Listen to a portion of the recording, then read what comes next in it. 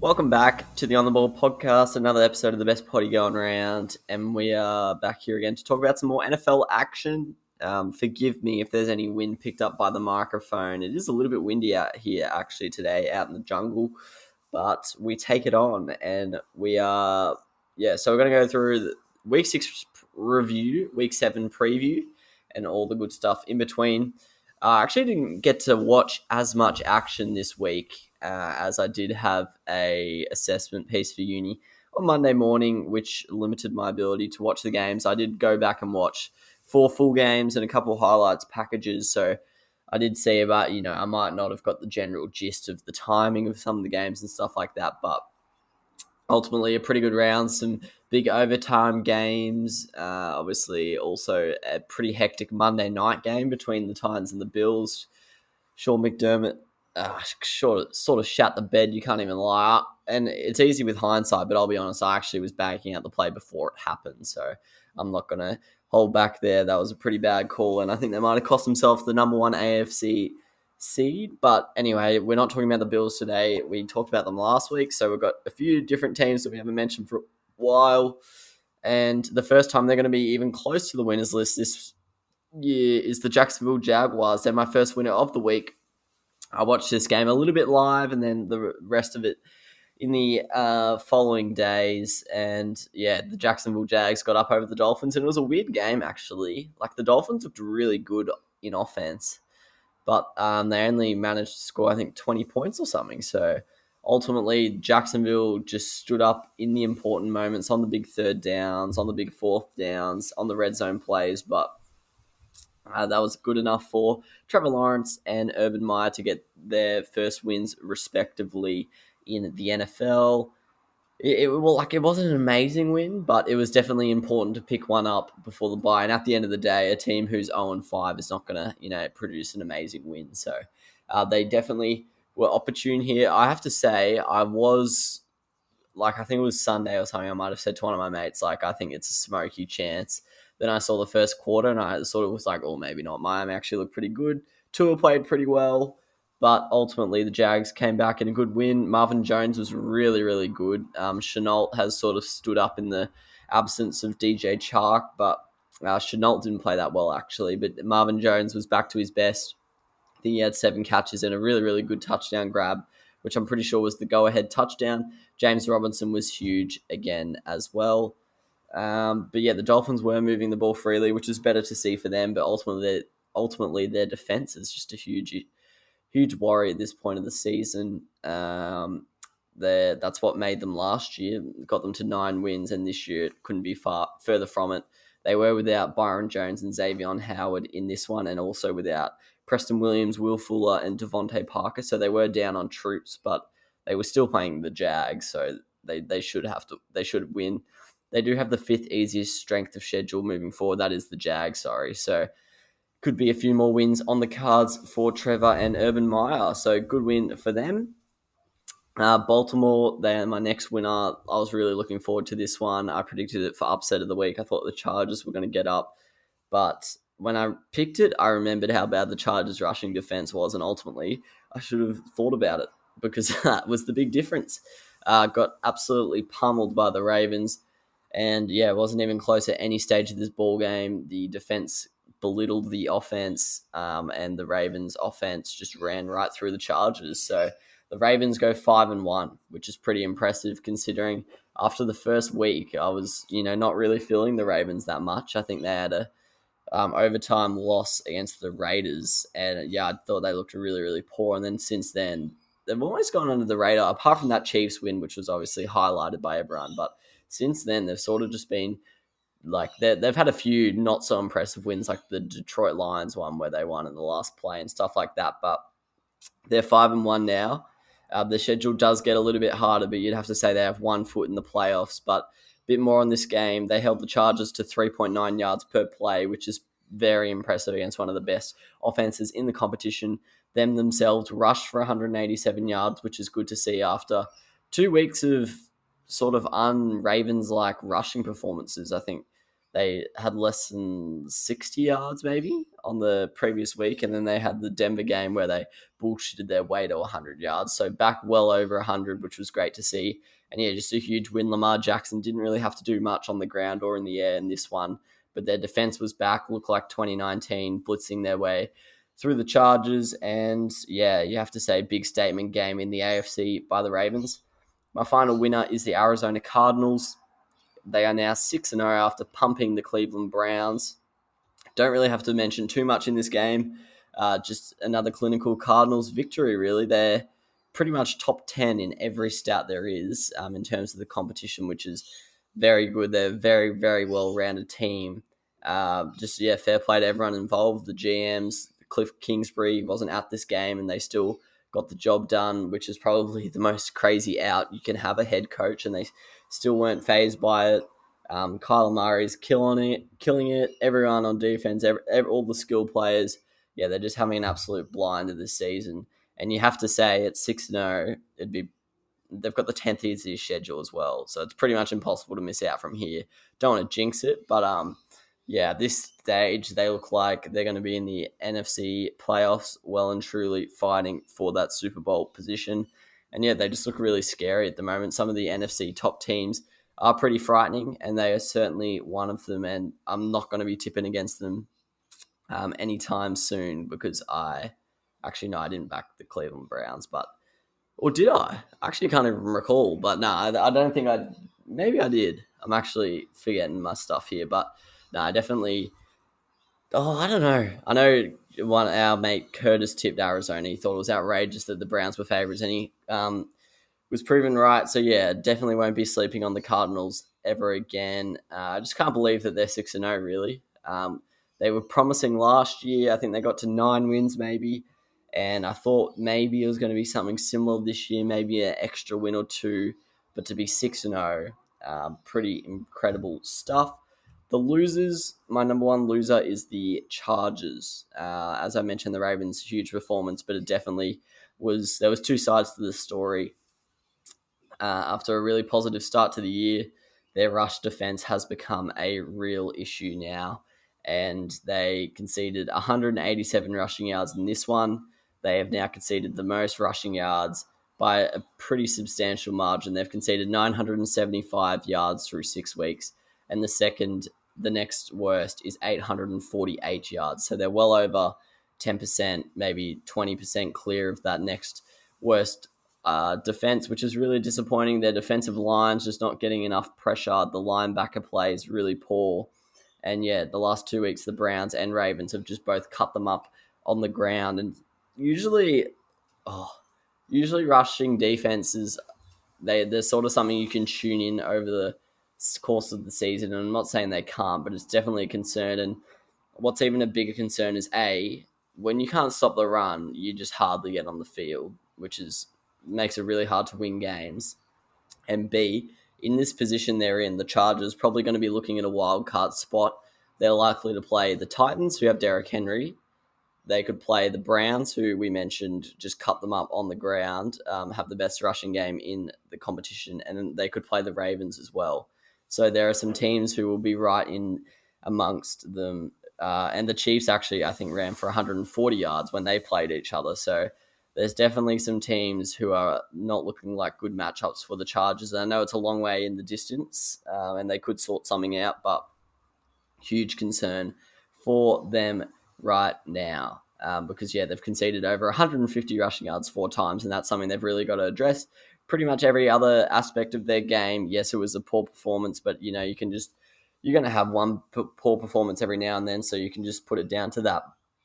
But this is definitely a consistent issue now, this rushing defense.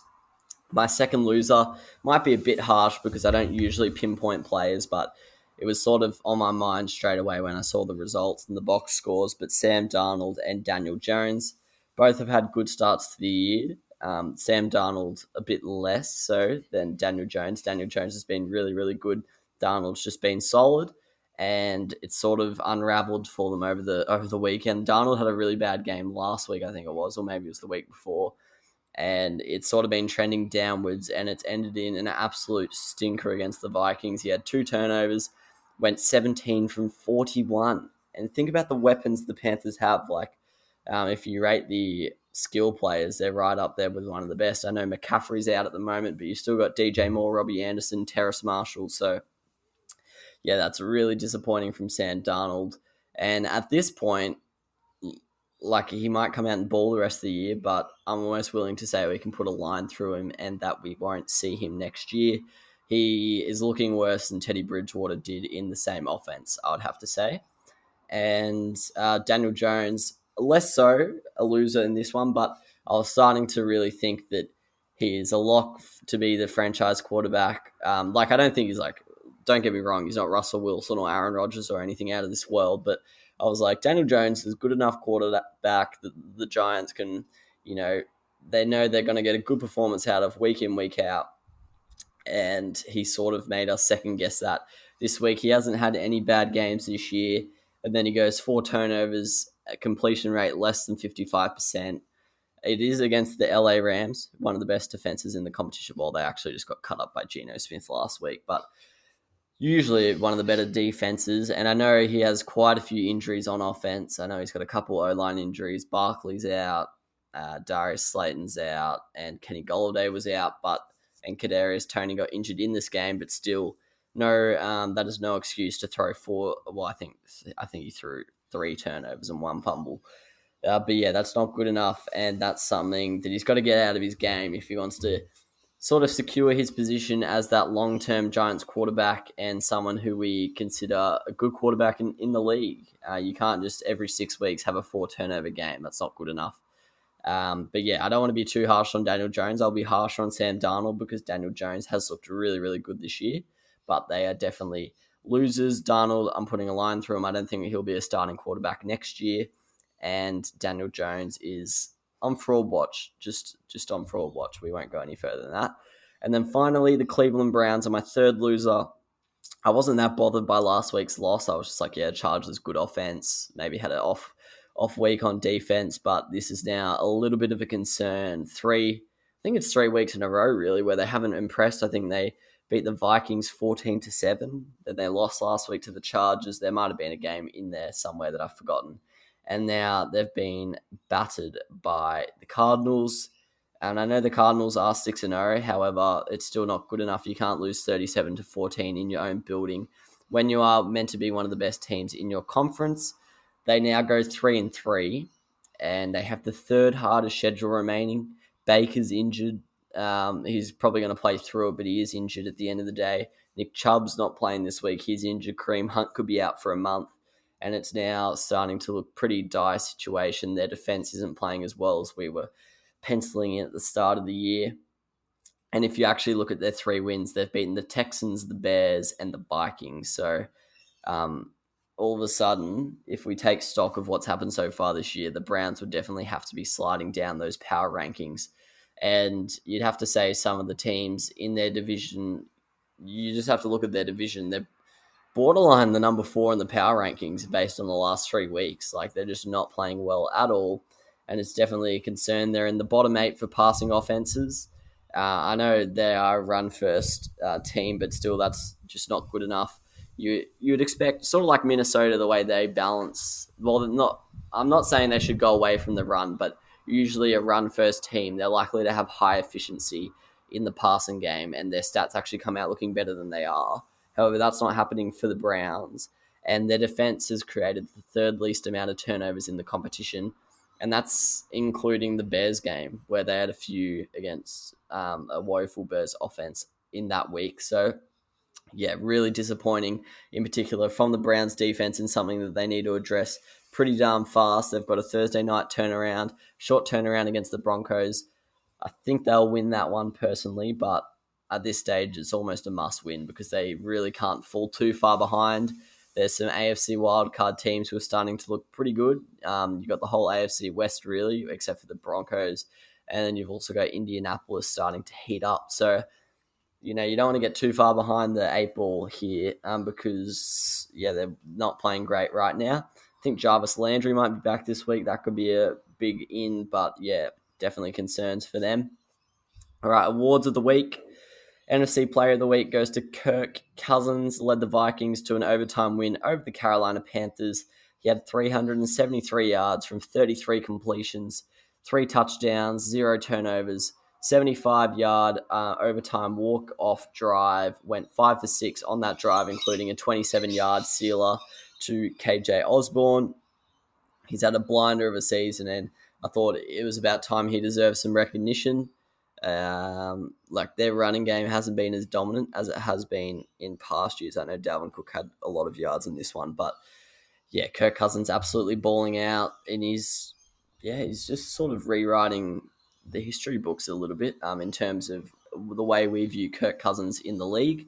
So he's having a blind. He's my NFC Player of the Week. Special mentions go to the Dallas duo, CeeDee Lamb and Dak Prescott, who both had blinders for the Cowboys, and then Adam Thielen, who was Kirk Cousins' right-hand man in this one. He had a very, very good stat line. AFC Player of the Week. This one was a bit harder. I think most people would give it to Derrick Henry, but like I'm pretty sure 70%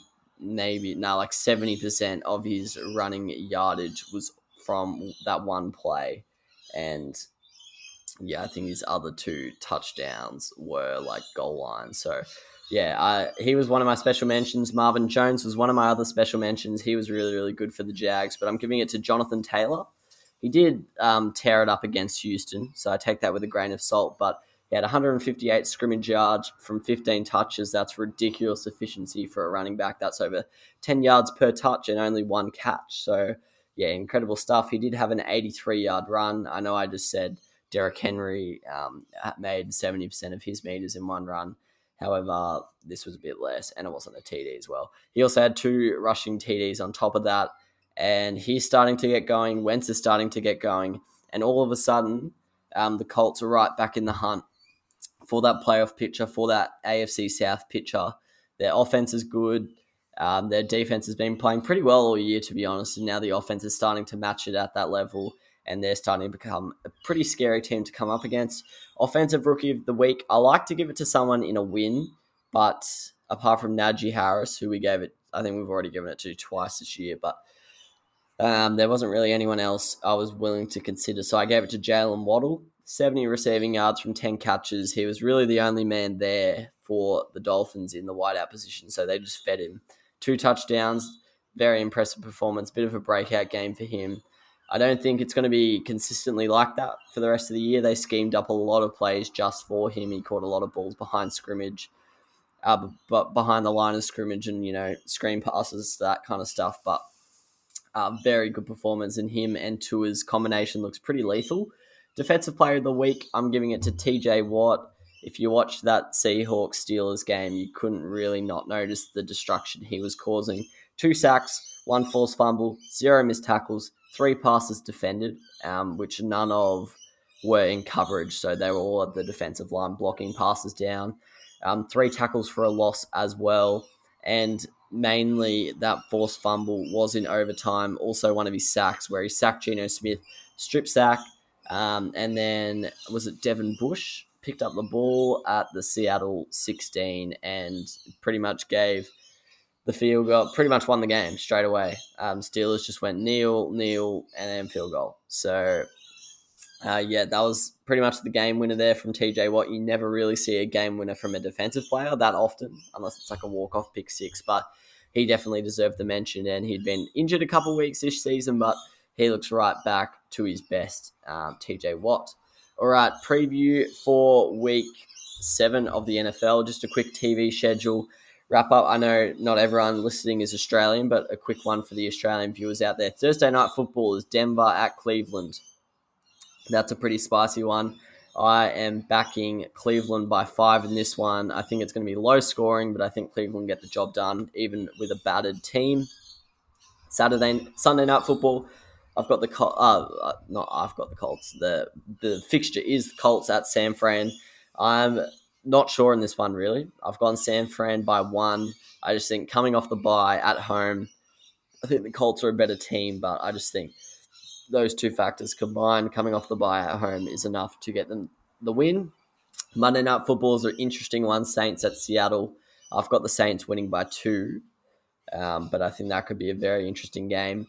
Then the Sunday games that are on Australian TV, 7 mate is showing Cincinnati at Baltimore, which is going to be a very interesting one. I've got Baltimore by 5, but we'll get another test to see how good that Baltimore defense is playing right now. And then the second game's Houston at Arizona, which I probably won't watch because that will be bumming. You would have to say touch wood. And then the other game on TV in Australia that's been announced is Carolina at the Giants, which I'm not that interested in watching. That's actually my 2 loser quarterbacks, Sam Darnold and Daniel Jones.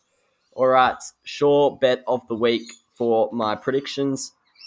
Just a scoreboard update. Me and Pilch are undefeated. Curtis has got 1 wrong so far in the season. Me and Curtis are going with Arizona over Houston. I've backed it by 15. I just think the Colts just beat Houston by 28, so I don't really see how they beat them. Tyrod Taylor might play, which I think definitely improves their offense by quite a lot, but ultimately this Arizona team's on another level right now.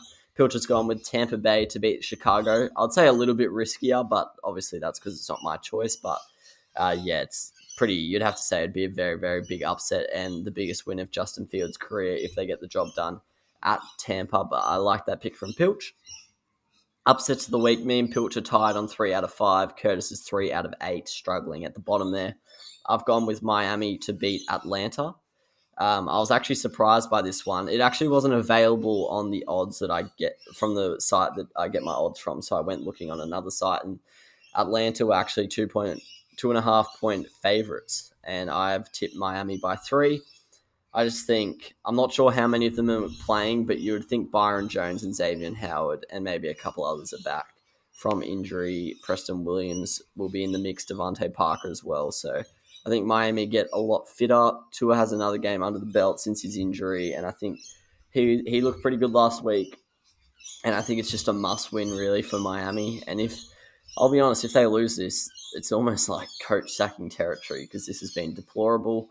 And I know Atlanta are coming off a bye, but I don't really like Atlanta as a side that much. Other ones, Pilch has got the Colts at San Fran. I mentioned earlier, I've got the Sam 49ers, but only just. I definitely like that call. That was one of my favorites.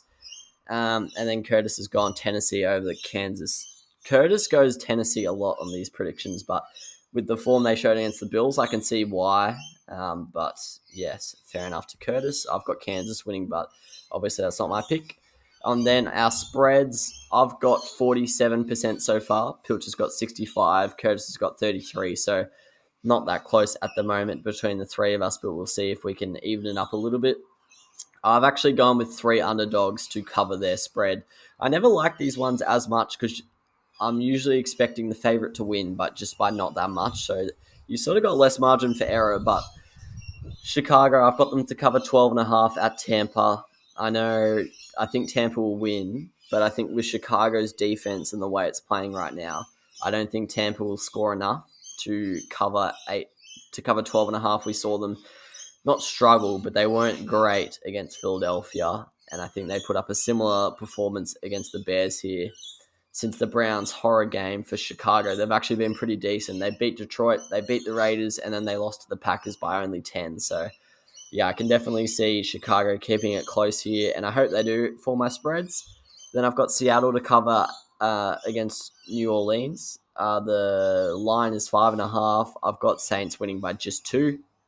Thought the Seahawks were actually pretty good against the Steelers, and ultimately TJ Watt was sort of the difference, but I do think the Seahawks have enough in them to get the job done, and I'm not sold on the Saints. They sort of seem to rock up pretty bad every second week. So, yeah, they lost to the Giants only 2 weeks ago, and they didn't really put away Washington last week. I know they're coming off the bye, but still, I don't mind Seattle there at all. And then finally, I've got Detroit to cover against the Rams. The line's massive at 15.5. I've got the Rams winning by 12. I don't know. The Detroit Lions were pretty bad on the weekend, got blown out by the Bengals. But prior to that game, they've kept a lot of their games close. They've come within one play of winning, I think, 3 games. So, I think they could they're not going to go close to winning this one, I don't think, but 15.5 is a very, very big margin in NFL football. Pilch has gone with Baltimore to cover 6.5 at Cincinnati.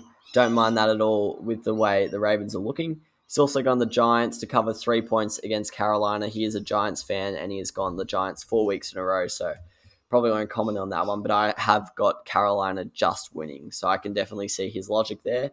He's also gone Chicago to cover at Tampa.